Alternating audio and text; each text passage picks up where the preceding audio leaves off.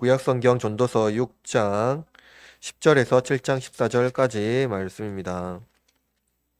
다 찾으신 줄 알고 제가 하나님 말씀을 받들어 읽도록 하겠습니다. 이것은 살아계신 하나님의 말씀입니다.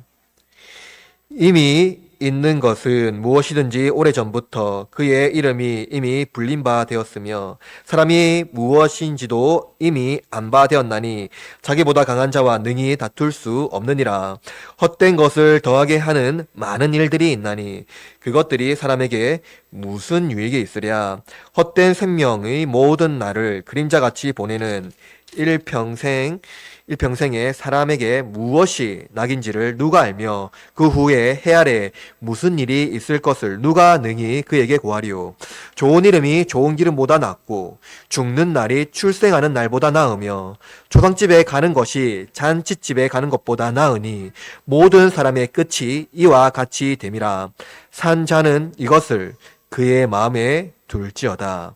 슬픔이 웃음보다 나음은 얼굴에 근심하는 것이 마음에 유익하기 때문이니라. 지혜자의 마음은 초상집에 있으되 우매한 자의 마음은 혼인집에 있느니라. 지혜로운 사람의 책망을 듣는 것이 우매한 자들의 노래를 듣는 것보다 나으니라. 우매한 자들의 웃음 소리는 손 밑에서 가시나무가 타는 소리 같으니 이것도 헛되니라. 탐욕이 지혜자를 우매하게 하고 뇌물이 사람의 명철을 망하게 하느니라. 일의 끝이 시작보다 낫고 참는 마음이 교만한 마음보다 나으니 급한 마음으로 노를 바라지 말라. 노는 우매한 자들의 품에 머무름이라. 옛날이 오늘보다 나은 것은 어찌미냐 하지 말라. 이렇게 묻는 것은 지혜가 아니니라. 지혜는 유산같이 아름답고 햇빛을 보는 자에게 유익이 되도다. 지혜의 그늘 아래에 있음은 돈의 그늘 아래에 있은 것 같으나 지혜에 관한 지식이 더 유익함은 지혜가 그 지혜에 있는 자를 살리기 때문이니라. 하나님께서 행하시는 일을 보라. 하나님께서 굳게 하신 것을 누가 능히 곧게 하겠느냐. 형통한 날에는 기뻐하고 공고한 날에는 되돌아보아라. 이 두 가지를 하나님이 병행하게 하사 사람이 그의 장래 일을 능히 헤아려 알지 못하게 하셨느니라. 아멘. 오늘 본문은 잔치와 장례식 그리고 죽음과 생명이라는 가르침을 우리에게 제공하고 있습니다. 특별히 생명과 죽음이라는 단어는 멀리 있으면서도 또한 밀접한 관계이죠. 인생을 즐기란 말이 오늘날 최고의 행복에 가까운 말이지만 죽음 앞에서 인생을 즐기기란 어렵습니다. 장례식장에서 누가 인생을 즐기란 말을 기꺼이 할 수 있을까요? 생명은 잔치집과 같이요. 축복의 현장입니다. 그러나 죽음은 장례식장입니다. 애도와 슬픔의 현장이지요. 저는 제 아들과 딸이 태어난 날을 생생히 기억합니다. 여러분도 마찬가지겠지요. 손, 발, 코, 입, 귀, 얼굴과 모든 것을 살펴보고 또 누구를 닮았는지 살펴봅니다. 아이가 태어나면 어르신들은 누구를 닮았는지를 보고 누굴 닮았다라고 이렇게 얘기하죠. 그들의 삶과 상관없이 누구를 닮았는지, 엄마를 닮았는지, 아빠를 닮았는지, 코를 어떻게 닮았는지를 보고 거기에만 관심이 있습니다. 또한 부푼 기대를 안고 장차 어떤 아이가 될 것인지를 생각하며 살아가지요. 기대감이 있습니다. 그리고 또 저는 최근에 아내와 함께 서울 대형병원에서 한 달간 있은 바가 있습니다. 아내의 수술 시간은 무엇보다도 고통스러웠지만 수술이 무사히 마치고 나서 무엇보다 안도했습니다. 아마 여러분도 마찬가지였을 겁니다. 그리고 최근 저는 어머니를 보냈습니다. 여러분, 병원이라는 같은 공간에서 인생의 차이가 극명한 대조를 이룹니다. 생명이 탄생하기도 하고요. 그리고 치유도 되기도 하지만 또는 사망하기도 합니다. 저보다 더 잘 아시는 분이 여기 아마 있으실 것 같은데요. 생명은 축복이지만 죽음은 고통이지요. 인생이라는 큰 틀에서 사랑은 슬픔을 감추기 위하여 회피하는 사람을 회피하는 인생을 살아갑니다.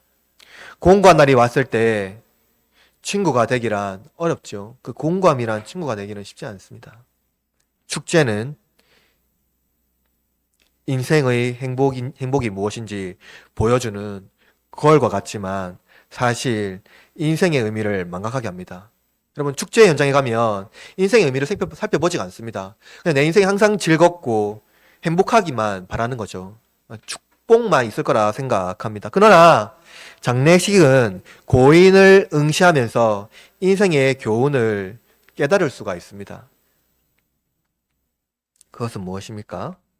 죽음을 자신의 것으로 받아들이지 못하고 교훈을 깨닫지 못하는 자들도 있지만 어떠한 자들은 자기 것을 받아들이고 교훈을 깨닫기도 하는 것이죠.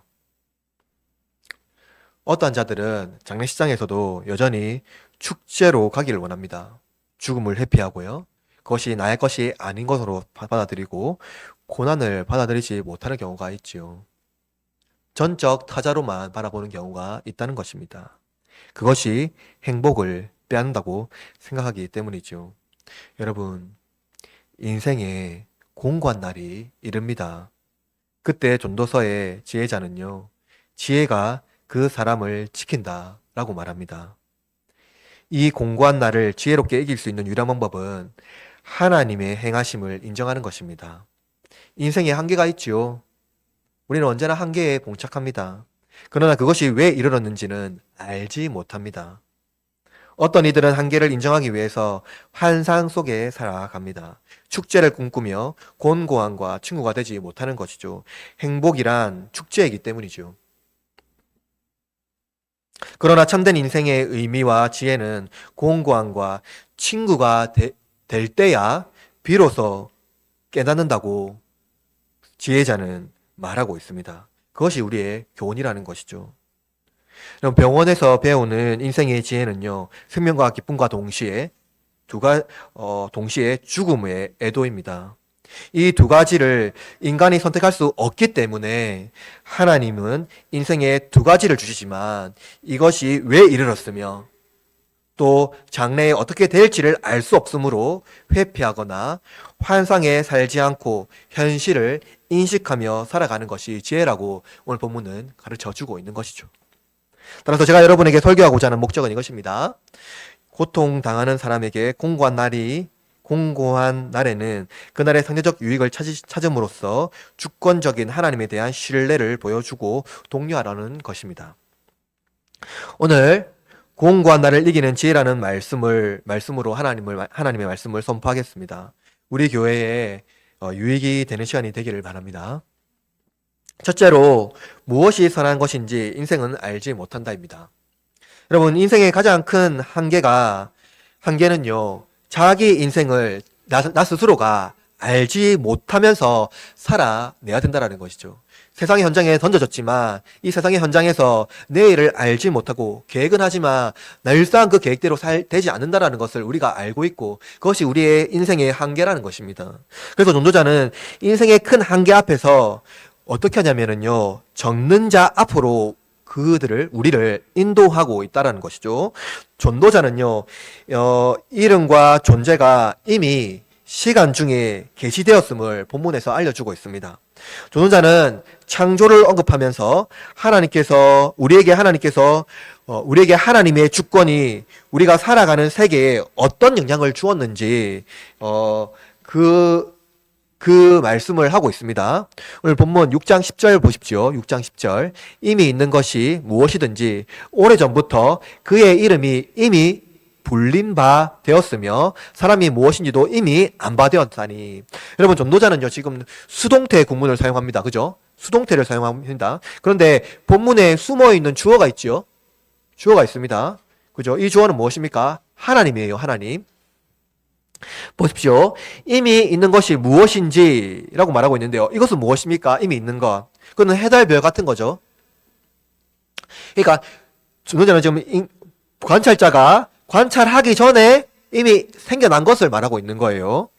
알 수 없지만 그것은 이미 세상 가운데 있는 것입니다. 그리고 그것은 무엇입니까? 이미 불려진 바 되었다라는 것이죠. 이미 그 이름이 불려진 바 되었다라는 것은 하나님께서 창조하시고 그것들의 이름을 부른 것을 말합니다. 그죠? 하나님은 말씀하시면서 그의 이름을 부르면서 그것을 만들어낸 것이죠. 동시에 하나님은요, 아담에게 하나님이 자신이 만든 세계에 뭐 했습니까? 이름을 짓게 하셨죠. 동물과 식물들의 이름을 짓게 했습니다. 그래서 이것은 무엇입니까? 하나님의 통치를 아담에게 수여하신 것을 보여주는 것이죠. 그러니까 하나님의 이미 있는 것을 이름을 부르심으로 하나님의 그것에 대한 통치권을 하나님이 가지시고 또 사람을 만드시면서 하나님 만드신 모든 세계의 이름을 아담에게 중으로 말미암아 아담에게 그 통치권을 수여한 것을 알 수가 있습니다. 또 그러니까 아담은요 하나님을 모방하면서 하나님이 세상에 이름을 지은 것을 아담은 모방하면서 동물과 식물에게 이름을 짓습니다. 여러분, 이 이름을 짓는 행위, 통치권자가 그 이름을 수여함으로 말미암아 그 통치권을 그러니까 가지는 것을 의미하는 것이죠. 그리고 또한 하나님은요 인간을 지음으로 말미암아 이름을 짓는 행위를 통하여서 인간에게 그 통치권을 수여하는 것을 우리 성경을 통해서 알 수가 있습니다. 여러분, 이름은요 사물의 존재를 의미하죠. 사물은요 이름을 불려지면서 무엇입니까? 자기의 존재를 나타냅니다. 예. 그것은 어떠한 생명체도 마찬가지예요. 따라서 이름이 불려지는 것이란 불려지는 대상과 부르는 대상 간의 의존 관계를 형성합니다. 하나님께서 세상을 창조하시고 그의 이름을 부르면서 자신의 주권을 선포하신 것이죠. 여러분, 태초에 말씀이 있으셨으며 그 말씀이 선포될 때 이 세상은 어떻게 됩니까? 있음이 됩니다. 그죠? 말씀이 딱 선포되면서 이 세상이 이 존재라는 있음이 되는 거예요. 그리고 나아가 사람이 무엇인지도 이미 안바되었으니 라고 전도자는 말하는데요. 이는 이름에 대한 근거가 그 존재, 즉 그 존재의 의미를 말하는데요. 인간은 무엇입니까? 흙에서 나왔죠. 그래서 하나님은 아담이라 부르는데요. 아담은 뭐냐면 아담아라고 헬라어로 말하는데 그건 흙입니다. 그래서 그 존재 자체를 이름을 지어서 말하고 있는 거예요.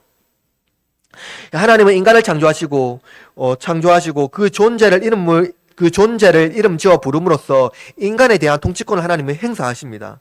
아담은 하나님께서 소유하신 이름과 동물의 그것을 지으면서 부르면서 하나님께서 수여하신 통치권을 이제 행사하는 것이죠. 이 세상에 있음이 된 것은요, 그의 이름이 있음으로 가능하게 된 것입니다. 전도자는 창조를 통해서 하나님의 주권을 선포하고 있음을 우리는 본문을 통해서 알 수가 있는 거예요.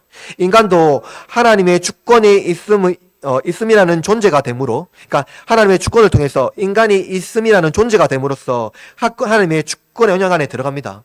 하나님이 인간의 이름을 지어주시죠. 그래서 존재가 됩니다. 그 존재가 됨으로 누구의 주권 안에 들어갑니까? 하나님의 주권 안에 이제 들어가는 거예요. 그러나 인간은요, 자기보다 강한 자, 즉 하나님과 다투려 합니다. 논쟁하려 한다는 것이죠. 이 다툼에 대하여 전도자는 이렇게 말하는데요. 본문 11절을 보십시오. 6장 11절. 헛된 것을 더하게 하는 많은 일이 있나니 그것들이 사람에게 무슨 유익이 있으랴. 헛된 것, 하나님의 주권 앞에서 하나님과 다투는 것은 헛된 것을 말하고 있습니다. 하나님과 논쟁하려는 인간을 살펴보십시오. 자신의 한계를 인정하지 않고 왜 이러한 일들이 나에게 이르렀냐라는 것입니다. 하나님께 항의하는 인간을 보십시오. 하나님과의 논쟁은요, 헛된 것들을 더 많이 발생시켜버립니다. 그것은 나에게 생겨서는 안 되는 일이며 나의 행복에 방해하는 주범과 같은 것이기 때문입니다. 마치 자신의 인생을 다 아는 것처럼 나에게 결코 이러한 일이 생겨서는 안 된다 하는 것을 말하고 있는 것이죠. 이러한 일들이 나에게 어울리지 않는다라고 주장하는 것입니다. 전도자는 이러한 인생의 태도가 헛된 것이라고 말하고 있는 것입니다.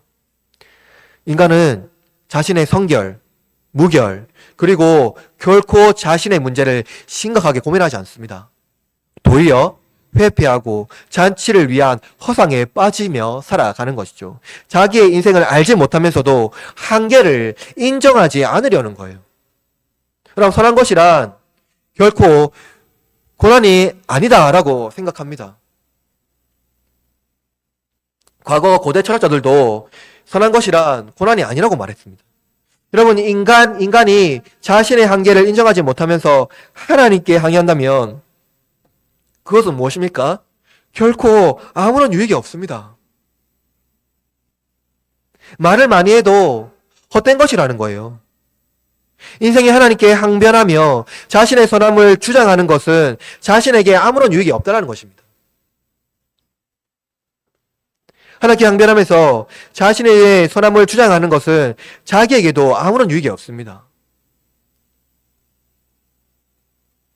전도자는 이미 3장에서 인생을 이야기한 바가 있습니다. 3장에서 이렇게 말했죠.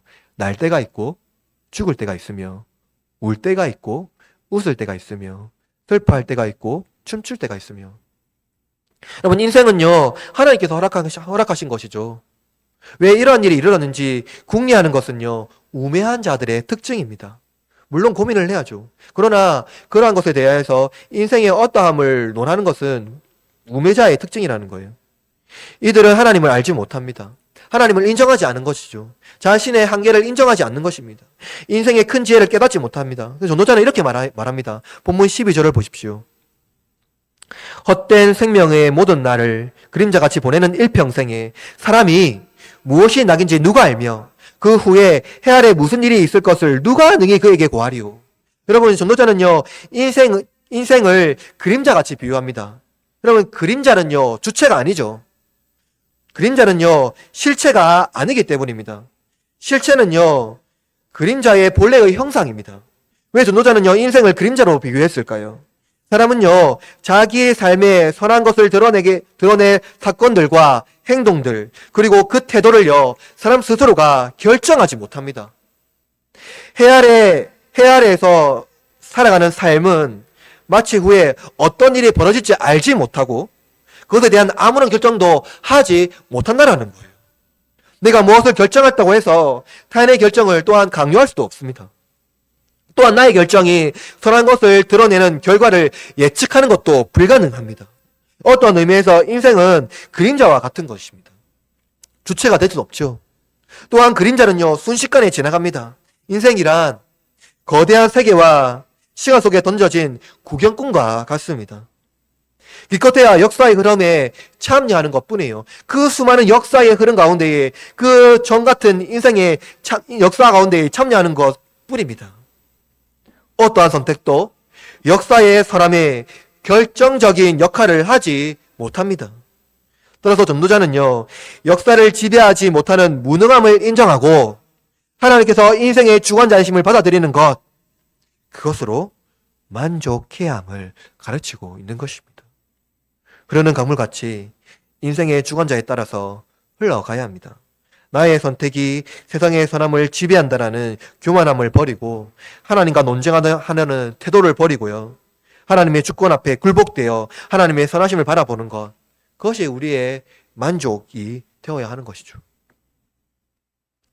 하나님의 선하심을 만족함을 누리며 우리의 인생에 굴곡이 있을 때 우리는 나의 삶의 역사를 바라보는 것이 아니라 나의 사람을 관찰하려는 것이 아니라 하나님의 선하신 역사를 기대하고 또 그분에 의존하며 살아갈 때에 우리는 나의 한계를 바르게 객관적으로 인식할 수 있고 비로소 그때 만족할 삶을 살아갈 수가 있게 됩니다. 둘째입니다. 무엇이 기쁨인지 슬픔을 알 때 알 수 있다입니다. 여러분, 전도자는요 인생이 죽음에 직면하게 될 때 얻는 교훈을 마음에 새기도록 촉구합니다.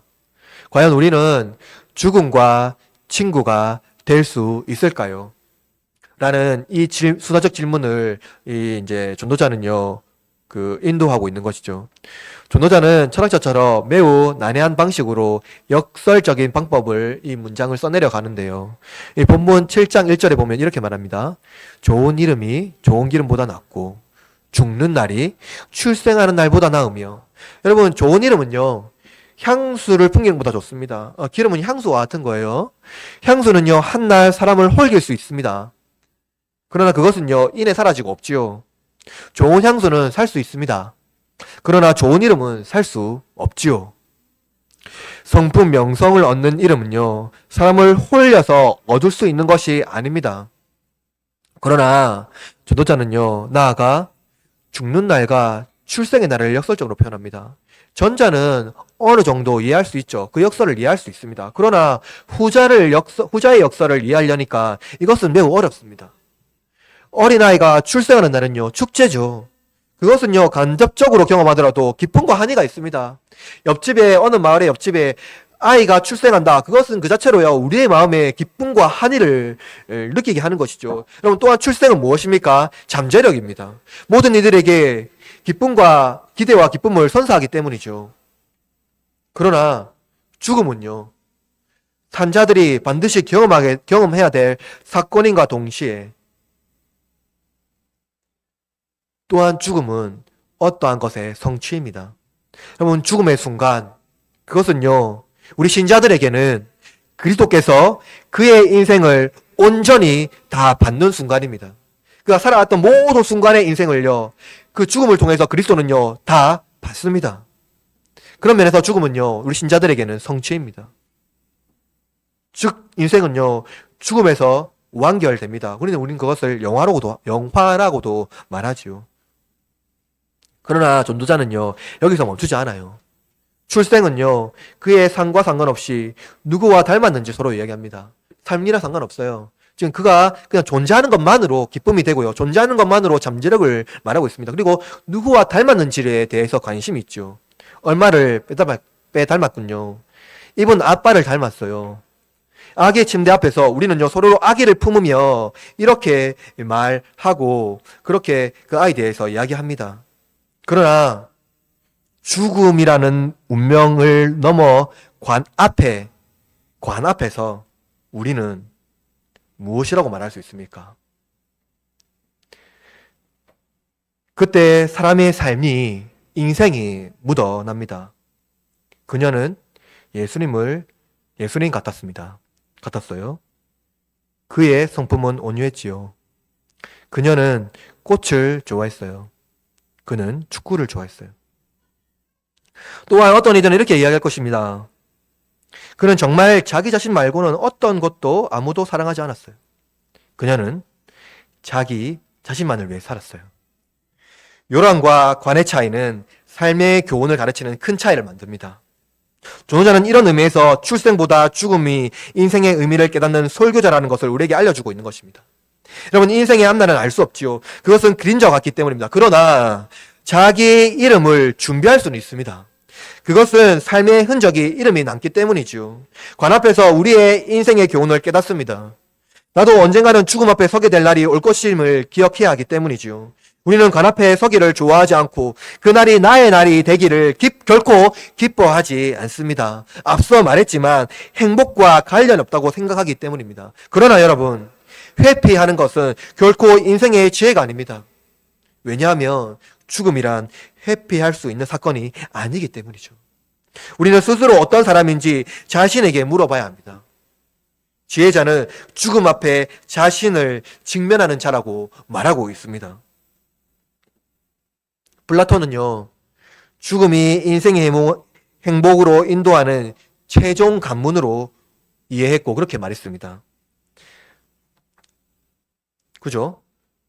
결국 플라톤은 죽는 것이야말로 육체의 감옥에서 벗어나 행복의 순간에 나아가는 영혼의 과정에 나아가는 것이라고 이해했기 때문에 그의 이원론이 이데아라는 것을 알 수가 있습니다. 그러나 전도자는요, 고대 철학자와 달라요. 죽음은 삶을 지혜롭게 하는 교훈입니다.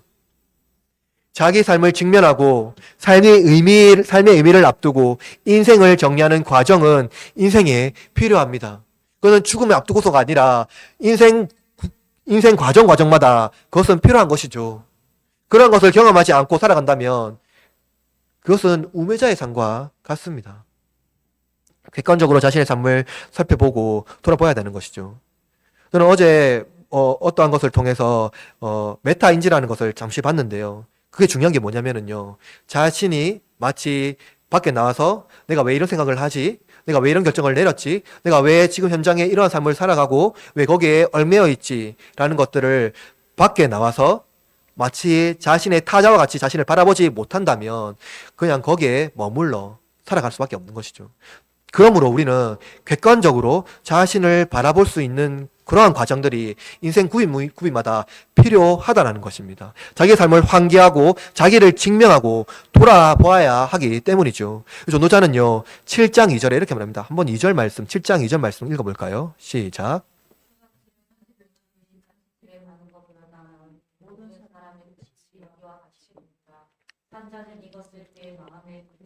보십시오. 전도자는요 인생의 찬 의미가 잔치집이 아니라 초상집에서 배운다라고 말합니다. 여러분 잔치집은요 한 번뿐인 인생 즐겨라라는 모토를 가집니다. 현대어 You only live once라는 YOLO라는 단어가 있죠. 인생 최대의 행복 그것은요 즐기는 것이에요.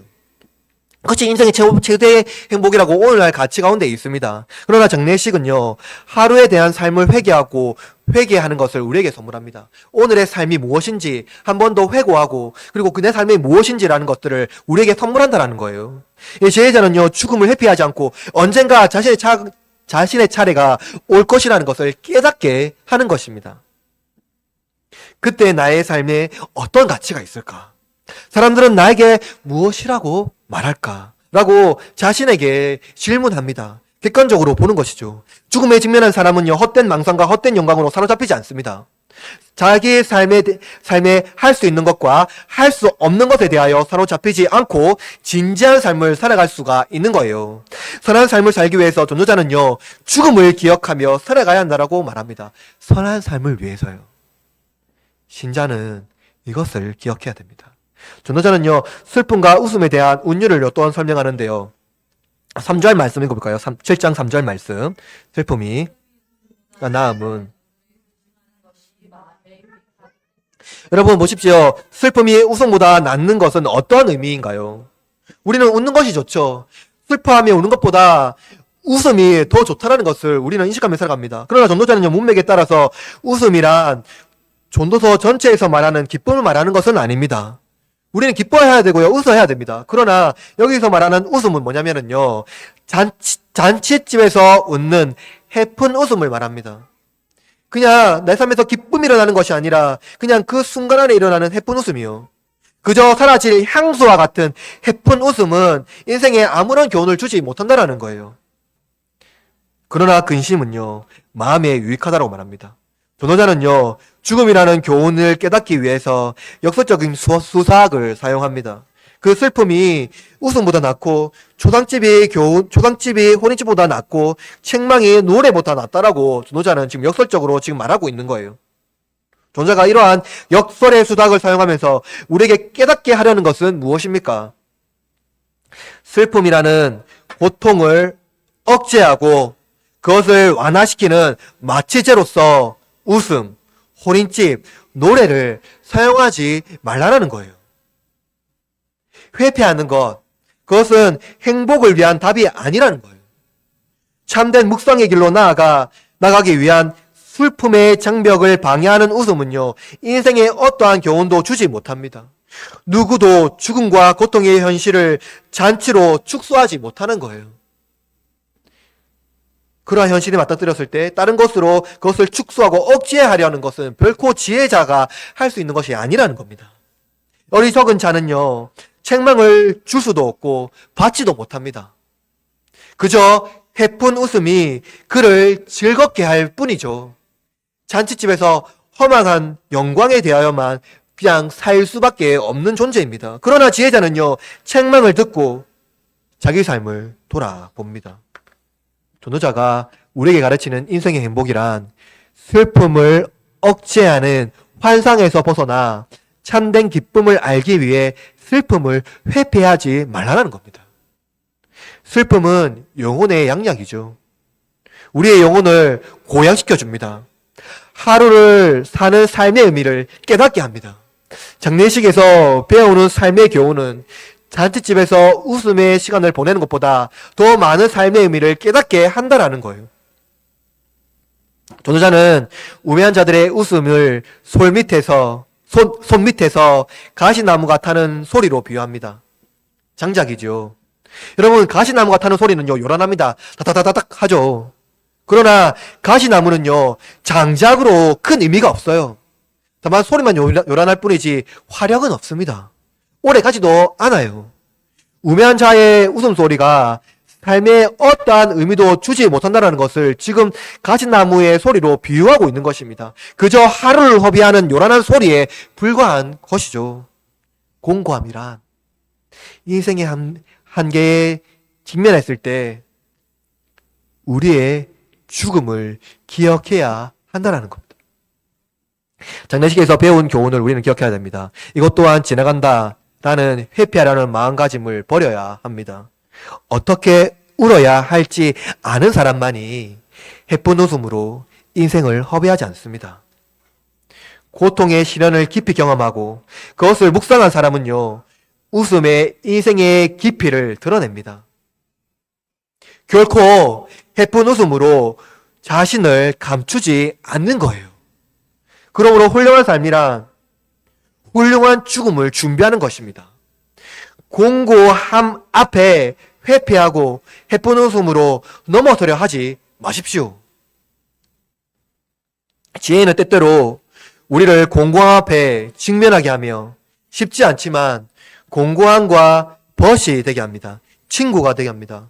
공고함과 벗이 되어 함께 할 수 있는 사람, 그러한 사람이, 그러한 인생이 참된 기쁨을, 그 인생의 깊이를 알 수가 있는 것입니다. 저와 여러분이 그러한 인생이 되기를 바랍니다. 그것이 참된 웃음으로, 참된 기쁨으로 우리를 인도할 것입니다. 마지막으로 지혜가 지혜 있는 자를 살립니다. 전도자는 지혜에 대한 아름다움을 가르쳐 줍니다. 지혜가 어리석음보다 낫지만 그것이 타인을 타락하기 위하여 사용하는 권력과 돈에 의해 저항을 받습니다. 전도자는 특별히 지혜를 타락시키는 두 가지 탐욕과 뇌물을 제시하고 있습니다. 전도자는 지혜가 재물의 유혹을 받게 된다면 지혜를 타락시킬 뿐만 아니라 마음을 우둔하게 한다라고 말합니다. 본문 7장 7절, 탐욕이 지혜자를 우매하게 하고 뇌물이 사람의 명철을 망하게 하느니라. 여러분, 본문의 탐욕은요, 강탈이라는 행위를 일으키게 합니다. 무엇인가 빼앗으려고 하는 것이죠. 강탈이란 그 행위는요, 어떤 자들이 침묵의 대가로 보상을 요구하고요, 뇌물은요, 원하는 행동을 요구함으로써 돈을 받습니다.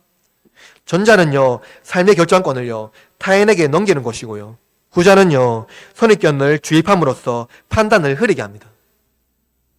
탐욕과 관련된 재물은요, 지혜자를 어리석게 할 만큼 마음을 부패하게 하고 무능력한 존재로 만들어 버립니다.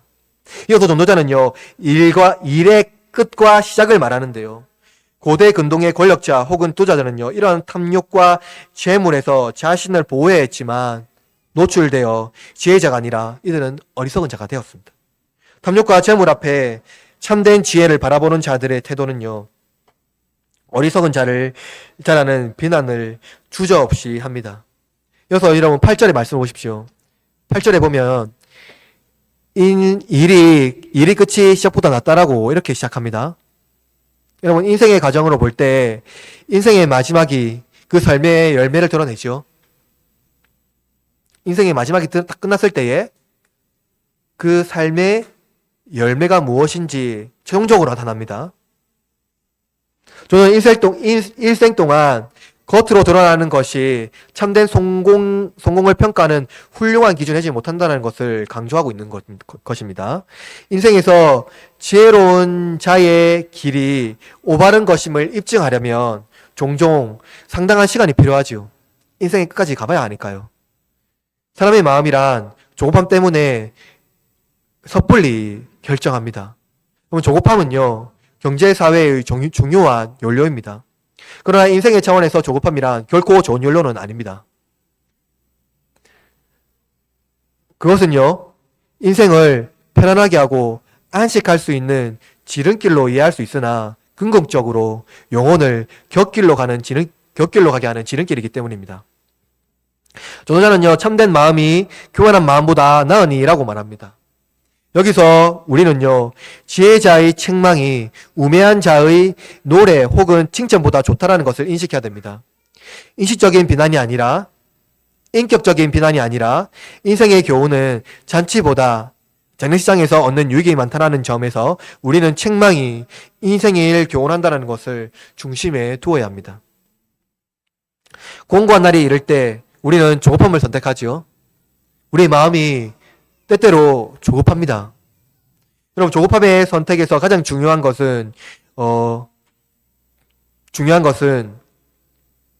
어떠한 유익에 관한 것이죠. 초대교회는 이러한 조급함을 언제나 경계했습니다. 인생의 측면과 신앙의 측면에서 조급함이란 결코 유익이 없기 때문이죠. 신앙의 형성은요, 인생과 같지요. 인생의 공고함이 이를 때 조급함은요, 때때로 위로가 될 수 있습니다. 어서 빨리 이 시간이 지났으면, 어서 빨리 무언가 해결되었으면 결코 공고함과 충고가 되지 못하게 하는 것이죠. 전도자의 글을 보십시오. 9절 말씀, 7장 9절 읽어볼까요? 7장 9절 급한 마음으로 시작.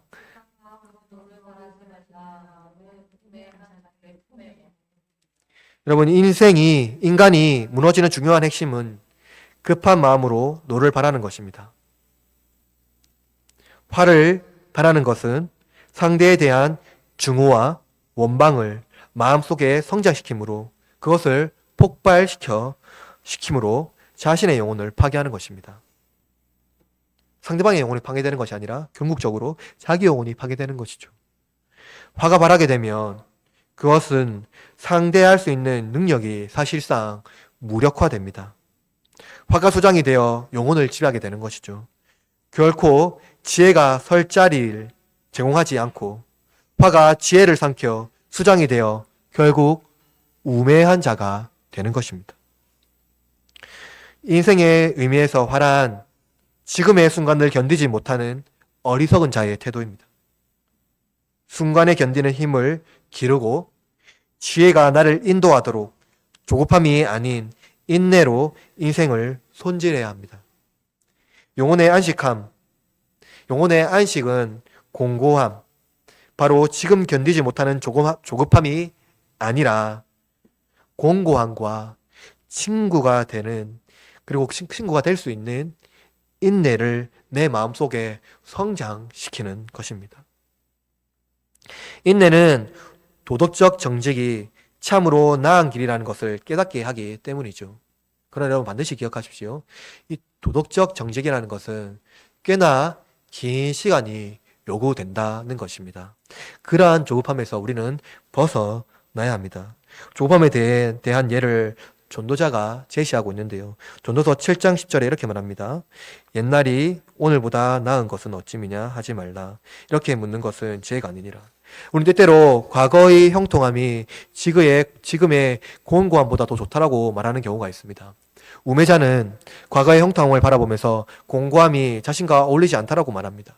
인생의 가장 어리석은 순간이 어느 때입니까? 사실 인생이라는 측면에서 볼 때 과거가 현재보다 낫다고 생각하는 기억은요, 우매한 자의 태도라고 전도자는 말하고 있는 것입니다. 여러분, 인생의 측면에서 볼 때 과거가 현재보다 낫다라고 말할 수 없다라는 거예요. 그건 사실은 우매한 자의 태도라는 거예요. 인생은 언제나 불의와 불평등과 싸워와야 했습니다. 우리는 언제나 그것과 싸워왔지요. 그것이 우리의 삶에 없어질 것이라는 이상적인 생각은 결코 좋지 않습니다. 앞으로도 있을 것이고 우리는 항상 그런 것과 싸워야 하기 때문이죠. 그것이 우리의 삶에 없어지지 않고 삶에 대한 향수를 그리워하며 그때를 기대하며 살아가는 삶의 태도는요, 현실을 직시하지 못하게 합니다. 결코 공고함이 나와 어울리지 않다고 생각하기 때문입니다. 그것은 행복하지 않고 나의 행복을 앗아가는 것이라고 생각하기 때문입니다. 그러니 참된 인생의 지혜는 무엇입니까? 과거를 그리워하지 않고 과거를 검토하고 현재 자기 삶과 형편에 볼 때에 지혜와 행복을 선택하는 것입니다. 왜냐하면 모든 시대, 즉 인생의 모든 순간에 고난과 기회가 동시에 있기 때문입니다. 그러나 기회는요, 어떠한 성취를 위한 기회가 아니라 자기의 영혼을 가장 기쁘게 줄 수 있는 그 기회입니다. 기쁨을 줄 수 있는 그 기회를 말하는 것입니다. 문제는 영혼의 기쁨이 나에게 무엇인지가 중요하지요. 바로 내가 관 앞에 섰을 때에 내가 바로 나의 관 앞에서 사람들 앞에 불릴 바로 그 문장이 나의 영혼의 기쁨이 될 것입니다. 바로 그 순간에요. 그러므로 여러분, 과거의 형통을 생각하지 마시고 미래를 위하여 현실을 착취하지 마시고 현실의 순간을 살아내십시오. 전도자는 11절과 12절에서 지혜의 유익에 대해서 말하는데요. 특히 11절의 전도자는요, 지혜는 유산 나타나는 운율을 사용합니다. 그런데 이 유산은요, 햇빛을 보는 자에게 유익이 된다라고 말하죠. 여러분, 햇빛을 보는 자는요, 살아있는 사람을 말합니다. 즉, 지혜가 유산처럼 아름다운 이유는 살아있는 자에게 유익이 되기 때문이죠. 전도자는 연역적으로 11절에 대한 의미를 12절에서 부가적으로 설명합니다. 12절에서 지혜의 그늘 아래에 있음은 돈의 그늘 아래에 있은 것 같으니. 여러분 보십시오. 그늘이란 뙤약볕 앞에서 아주 작은 안식을 제공하지요. 그늘은요, 햇빛을 가려주기 때문입니다. 아무리 지혜자라도 가난보다 번영을 좋아할 것입니다. 지혜와 돈은 살아있는 자에게 안식을 제공합니다. 지혜와 돈을 가진 자는요, 둘 다 가진 자는요, 이 두 가지로 인생의 그늘 아래 안식을 누릴 수가 있습니다. 그러나 전도자의 핵심은요, 돈보다 지혜의 우월성은 우리의 인생의 어려운 시기를 헤쳐나갈 수 있도록 인도하고 생명을 보존하는 데 있다라는 것입니다. 돈이 아니라 지혜가요. 반대로 돈은요, 어려운 시기에 사라질 경우가 많이 있습니다. 지혜자가 우리에게 주는 교훈은요, 돈에 의존하게 되며 인생의 어려움은 돈의 유무에 관련되어 있지만 지혜에 의존하는 자는요, 인생의 어려움에 돈의 유무에 관련이 없다는 것입니다.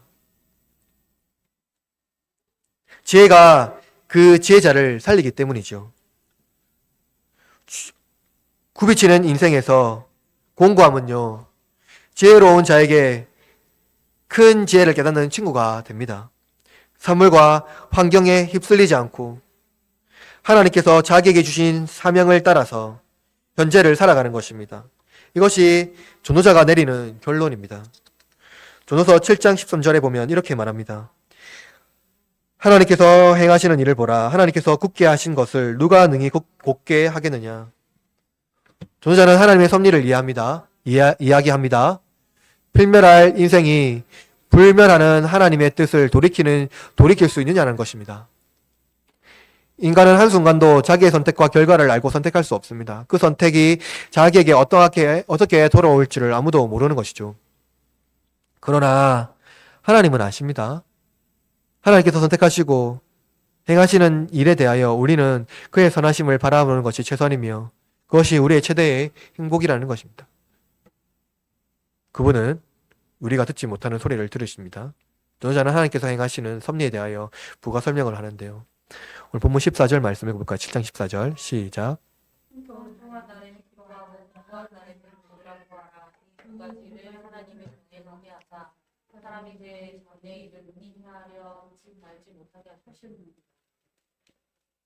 하나님께서 두 가지 일, 즉 형통한 날과 공고한 날을 병행하십니다.